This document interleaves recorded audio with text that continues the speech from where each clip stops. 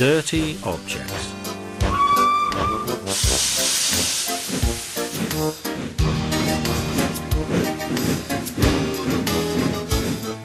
Toby and Henrietta take the workmen to the quarry every morning.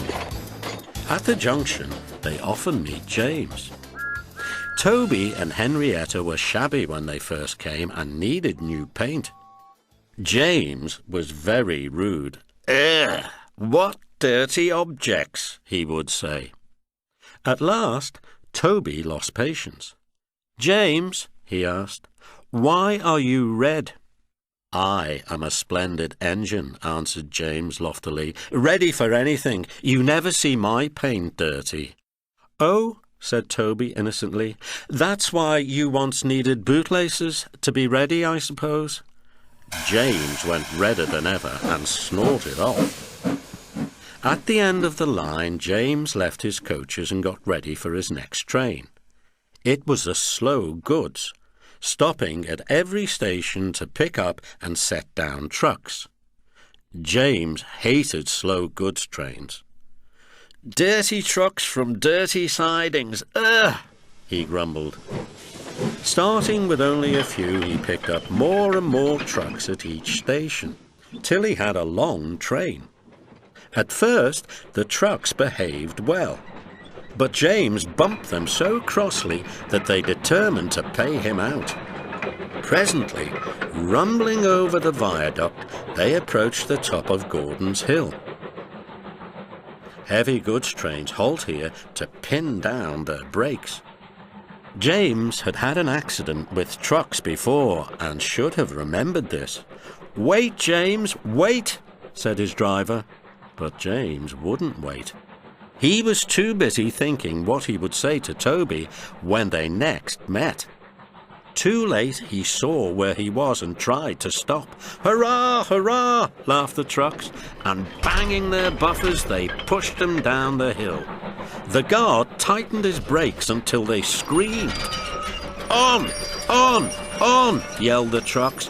"I've got to stop, I've got to stop," groaned James, and setting his brakes, he managed to check the truck's mad rush, but they were still going much too fast to stop in time. Through the station they thundered and lurched into the yard. James shut his eyes. There was a bursting crash, and something sticky splashed all over him. He had run into two tar wagons and was black from smokebox to cab.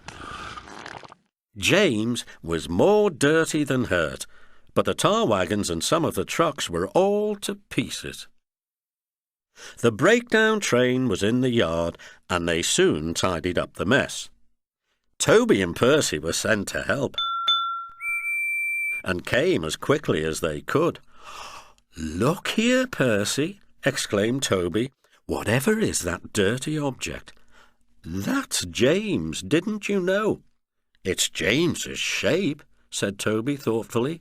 "But James is a splendid red engine, and you never see his paint dirty." James shut his eyes and pretended he hadn't heard.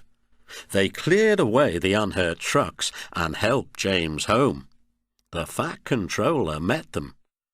"Well done, Percy and Toby," he said. He turned to James. "Fancy letting your trucks run away. I am surprised. You're not fit to be seen. You must be cleaned at once. Toby shall have a coat of paint. Chocolate and blue, I think." "Please, sir, can Henrietta have one too?" "Certainly, Toby," he smiled. "She shall have brown like Annie and Clarabelle." "Oh, thank you, sir. She will be pleased." Toby ran home happily to tell her the news.